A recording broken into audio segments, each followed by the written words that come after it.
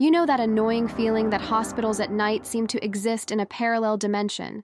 Like the hallway is the same, but everything living inside it has decided to follow its own rules? Yeah. If you've ever walked through the night shift wing of an empty hospital, you know exactly what I'm talking about. And if you don't, well, maybe it's better if you stay that way. But today you're going to hear a collection of stories, even though honestly, it's just one. A story I tried to forget for years and failed miserably.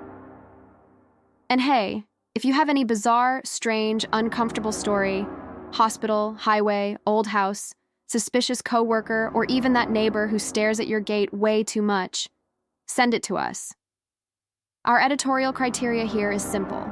If it made you lose a night of sleep, we want it. Now, let me tell you how everything started for me back when I was a newly graduated nurse, trying to survive my first night shift. And I know it sounds like an exaggeration, but that shift made me absolutely sure of something no university class ever teaches. Hospitals don't sleep, and some things inside them aren't alive. I was 23, wearing a brand new uniform, hair pulled back with not a single strand out of place, and holding on to that naive hope of someone who thinks they're going to make a difference. That kind of hope lasts, 3 night shifts? The ward where I worked was relatively small, but there was one detail everyone avoided talking about. Room 209. I wasn't locked, it wasn't isolated, it didn't have dangerous equipment. It was just a room, too neatly made for a room that was always empty, but nobody ever put patients in there. Just avoid 209, okay? A veteran coworker muttered to me once, like she was passing on survival instructions. Why? She just raised her eyebrows, the way people do when they know more than they can explain, and said, "You'll understand later." And I did, just not in a way anyone should. The hospital was too quiet. Anyone who's worked a night shift knows absolute silence is never a good sign. It's like the calm before a storm. Except in my case, the storm wasn't going to come from a defibrillator or a restless patient. I was checking charts when I heard the first strange thing of the night. Footsteps in the empty hallway. Not fast footsteps, like a doctor rushing to an emergency. They were slow, dragging, like whoever it was had all the time in the world, and they were getting closer. I needed to look. So, with the kind of courage that only exists before you learn what you're supposed to fear, I opened the door and looked down the hallway. Nothing. But the footsteps continued. They were coming from 209. Of course they were. Against every instruction and every sense of self-preservation, I walked toward the room. The closer I got, the clearer it became that someone was inside. The light was on. A shadow moved across the door. Something was being dragged. Maybe a chair, maybe... I don't know. I touched the doorknob. Cold. As if the air inside the room was different from the rest of the hospital. When I pushed the door open, I saw no one. Nothing out of place. Nothing that could explain any of the noise. But the bed was sunk. Not like someone had sat there for a minute. It looked like a body had been lying there. A heavy one. Recently. And right in the center of the deformed mattress was something that made my spine freeze. A handprint. Far too big. Pressed into the sheets. As if something had lifted itself up just seconds before I entered. My breath caught. I looked around again. The room felt like it was playing with me, quiet in a way that felt intentional, like it was waiting for me to ask the obvious question, who was in here? But before I could process anything, the radio clipped to my uniform crackled with static, and a faint, distorted voice whispered, "He's still there." I froze. Who said that? Which radio did it come from? And worst of all, why did the voice sound like it came from inside the room, not from my radio? When I looked back at the bed, the mark was deeper, as if something invisible had pressed down on it again. And I wasn't alone anymore. I stepped backward. Finally. And that single step was enough to activate something inside the room. The light flickered twice, and I heard, coming from the right side near the wall, talk, talk, talk. A rhythmic sound, like nails tapping the wall. Long nails, hard, impatient. My entire body shivered. Then I heard something dragging, as if something heavy was sliding off the bed. I didn't want to look. I knew I shouldn't look, but I turned my head slowly and saw the sunken part of the mattress move, shifting, as if an invisible weight was rising, letting the mattress return to normal. I saw nothing, and yet I saw the trail, the changing folds of the sheet, the movement of the mattress, the physical reaction to a body that simply wasn't visible. That was where I finally regained control of my legs. I left the room so fast I barely remember opening the door. I only remember the feeling of the hallway, warm, as if I had stepped back into the world of the living. But the worst part wasn't 209. The worst part was that the hallway wasn't empty anymore. The hallway lights were always on during the night, with that yellowish glow that made every face look pale. Except now. There was no one there except a figure, standing at the very end of the corridor, still, unmoving, her back turned to me. A woman, light blue uniform, just like ours. Hair pulled into a perfect bun, rigid shoulders, straight spine, motionless. So still she looked like a photograph. Hello? My voice came out thinner than I wanted. She didn't answer. She didn't move. Not even a millimeter. I considered walking toward her. But something about the way she stood there, her head tilted slightly to the side, as if she could hear me even from 40 meters away, froze me in place again. The hospital only had 4 nurses in that wing. I knew all of them. And this woman? I had never seen her. When I took another step, the woman moved her head slowly, as if she were about to turn toward me. But she didn't. She only adjusted her position, like someone who suddenly realizes they're not alone. That was enough for my body to understand that I did not want to know who she was. I stepped back. She stepped forward. And the sound of her step did not match the floor. It sounded like a high heel dragging. But the uniform she wore was ours, and we didn't wear heels. Nobody did. I didn't wait for her second step. I ran to the supply room, locked the door, and tried to control my breathing. My radio crackled. The hallway was silent. And I had no idea what was happening that night. But the hospital knew. Because from inside the supply cabinet, the cabinet where we kept bandages, sterile bottles, gauze, and nothing else, came a whisper so close it felt like it was inside my ear. You entered the wrong room. B. Hit the door and stumbled out. The hallway was empty. The woman was gone. The silence had returned. And on the floor, right in front of room 209, there were 2 marks pressed into the polished tiles. They weren't feet. They weren't shoes. They looked elongated, like claws, bent limbs. I don't know. But I knew one thing. They weren't human. I needed to think, to breathe. But how do you breathe when the air itself feels watched? I stood in the middle of the hallway, staring at the marks in front of room 209. They glowed faintly, as if something hot had touched the cold floor just seconds before. And they wouldn't let me forget the whisper in the cabinet. 1 sentence, 4 words. As if someone, or something, was absolutely sure of who I was. You entered the wrong room. The whole hospital seemed to know that. I ran to the nurse station, locking the door behind me. It didn't help, but it tricked my brain into believing a door could stop things that didn't make sound when they walked. I checked the cameras. The monitor flickered. Static. But before the screen went completely dark, I saw something. For less than a second, one of the cameras, the one from the East Wing, showed a corridor that didn't exist on the hospital map. It was narrower, darker, and seemed to have old beds stacked against the walls, all with iron bars, the kind hospitals used decades ago. And at the end of that corridor, a door marked 209B. The letter B glowed like a match about to burn out. And then the bizarre image vanished. The hospital returned to normal. The cameras showed empty corridors, everything silent. But I knew what I had seen. And the worst part? The bed in 209, the real physical bed, was empty on the monitor. But sometimes, The sheet moved. Not much. Not enough to trigger an alarm. Just enough to look like breathing. It wasn't my imagination. I wished it were. The phone rang. Not the radio. The landline.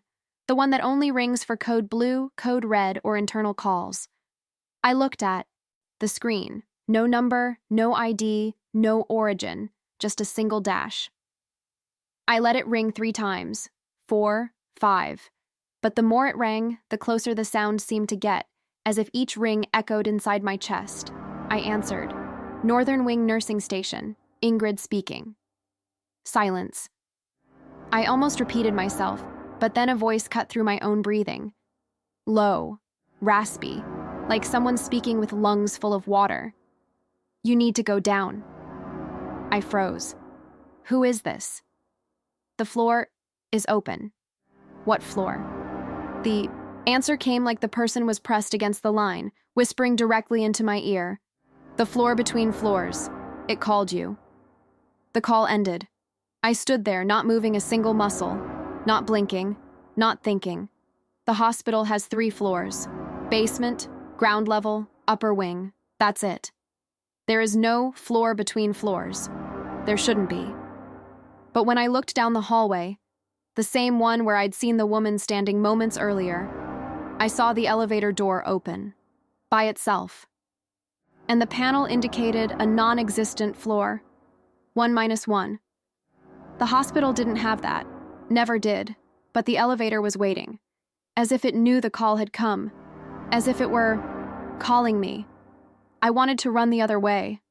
I should have run, but the entire hospital seemed to tilt in that direction, as if everything, walls, ceiling, floor, were guiding my body toward it. When I took 3 steps, the elevator chimed, as if in approval. When I reached the door, the air changed. It grew warmer, more humid. There was a strong, sweet, almost metallic smell, like flowers wilting in water. I stepped inside. The panel went dark. Every light in the cabin turned off too. It was just me, a metal box, and the suffocating feeling that someone else was inside with me. Someone standing in the corner, someone breathing too deeply. I did what anyone would do. I closed my eyes, and the elevator began to descend. Slowly, very slowly, deep, as if it wasn't following cables, but roots, until it stopped. The doors opened into a hallway that shouldn't exist. Old tile walls, flickering lights, rusty beds pushed against the sides, that hallway from the camera, and the door at the end, with the metal plate 209B, and behind it, someone breathing. Someone who already knew my name. The entire hallway seemed to be listening. Every step I took was swallowed by a heavy, thick, almost gelatinous silence. The walls were far too old, like they'd been pulled from a different hospital. A dead one. Buried underground, but still pulsing. The air smelled like oxidized metal and rotting flowers. And at the end of the hallway, 209B, the door was iron. My hand trembled just from looking at it. The plate had clearly been ripped off and put back several times. Scratch marks covered the surface, like fingernails trying to open it from the inside. And behind the door, breathing. Low, deep. As if something very big was alive in there. Or something very human was trying to pretend it wasn't. Touched the handle. Cold. Wet. Like someone had just held it before me. Someone with hands cold enough for condensation to form. The door was unlocked. Of course it was. Of course it was waiting for me. I opened it just a few centimeters. Enough for a sliver of pulsating yellow light to leak out. The kind of light you get from an old bulb right before it bursts. Hot air flowed out, like a sigh. And then I heard, "Ingrid?" I froze. The air left my chest like a punch. The voice didn't come from the room. It didn't come from anyone's mouth. It came from the back of my neck, centimeters from my ear. I spun instantly. But the hallway was empty. Completely empty. No shadows. No figures. Nothing. I looked back at the crack of the door. And that's when I saw it. An eye. A single human eye staring at me from inside the dark. Still, open, unblinking, watching me as if it already knew me, as if it had been waiting for me. I jumped back instinctively, my heart beating too fast. The door creaked open on its own, revealing the room completely. If you could call that a room. It was smaller than a standard hospital room, almost the size of an old isolation chamber. The walls were stained with moisture, forming abstract shapes, like stretched, deformed faces, screaming without mouths. In the center, there was an old iron frame hospital bed, and on it, something was lying down, or someone. The shape was covered by sheets so old they were nearly transparent. I could see the outline of the body. Thin, elongated, motionless. Almost motionless. Every now and then the chest rose very slowly, as if each breath required enormous effort. And even so, the breathing I heard wasn't coming from it. It was coming from the walls, from the floor, from the ceiling, from the hallway itself, as if the hospital was breathing with me, matching the rhythm of my anxiety. I took 2 steps. That was when the figure on the bed turned its head toward me. Slowly, far too slowly to be natural. As if each vertebra cracked one by one while moving, the sheet slid slightly, and I saw the face, or part of it. It was human, but wrong. Too pale, too smooth.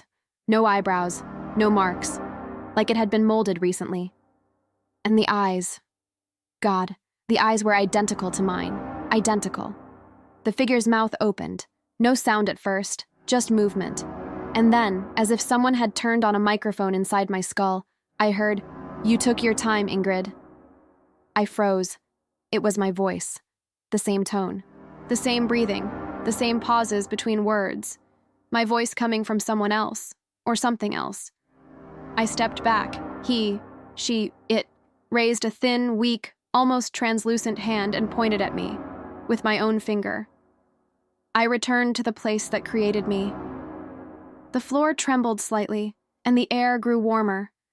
The figure tried to sit up but couldn't, so it used my voice again. "Now it's your turn." The light flickered. Everything turned white, then black, and the last thing I saw was not human eyes, but veins. Veins that moved, as if the blood were searching for a new body. I woke up lying on the cold floor, my face pressed against a surface that looked like it had been polished decades ago, and forgotten ever since. The first thing I noticed was the silence. But not normal silence. Manufactured silence, as if someone had erased every sound from the world, leaving only the breathing that wasn't coming from me. I stood up slowly. The hallway looked different now. The fluorescent lights flickered as if they were trying to follow some kind of code. 3 blinks, a long pause, then 2 quick ones. Repeat, repeat. It was a pattern. Everything there had a pattern. The walls were an old, almost grayish beige, as if time had peeled away every layer of paint until the hospital's original color was exposed, a shade that looked like old teeth, and on the ceiling, the pipes vibrated, not from water, from something thicker. I looked at the door of 209B, open, completely open, but the bed was empty. The body, or whatever that thing was, had simply vanished. Only the sheet remained, wrinkled, forming the outline of someone who had been there seconds earlier, or someone who never left. I took a deep breath, trying to stay calm. That's when I realized something worse. I wasn't on the correct floor. The door numbers now started at 300, then 301, 302, but the architecture was identical to the hospital's second floor. It was the same hallway, copied, like a loop. And even more unsettling, there was no 3rd floor in that building. I had checked the facility map dozens of times. There was only ground level, 1st and 2nd. But here, I was on the 3rd, or the 3rd of a 3rd, or none of them at all. I took a few steps. With every door I passed, I felt like I saw something in the corner of my eye, a dark shape behind the frosted glass. But whenever I turned, there was nothing. until door 317. There was a shadow, a tall one, motionless, and behind it, a low rhythmic breathing, like someone in a deep sleep. I backed away, and that's when I heard footsteps. Footsteps coming from behind me, firm steps, regular, perfectly synchronized with the flickering lights overhead. I turned instantly, my heart climbing into my throat. Nothing. But the footsteps continued, now on my right, then my left, then behind again, as if something was circling me, but never getting close enough to be seen. The entire hospital was following me, just like it followed all the nurses before me. I began to walk faster. The footsteps sped up too. I walked even faster. The footsteps matched me. I ran, and the footsteps ran. The echo wasn't normal. It felt like it echoed inside my head, not in the hallway, as if the sound was in my temples. I turned sharply to the right, entering a side corridor that shouldn't exist. The walls here were wetter, more alive, closer, and at the end, there was an exit door. That glowing green sign, exit, looked like the most welcoming thing I had ever seen in my life. I ran toward it with everything I had, pushed it.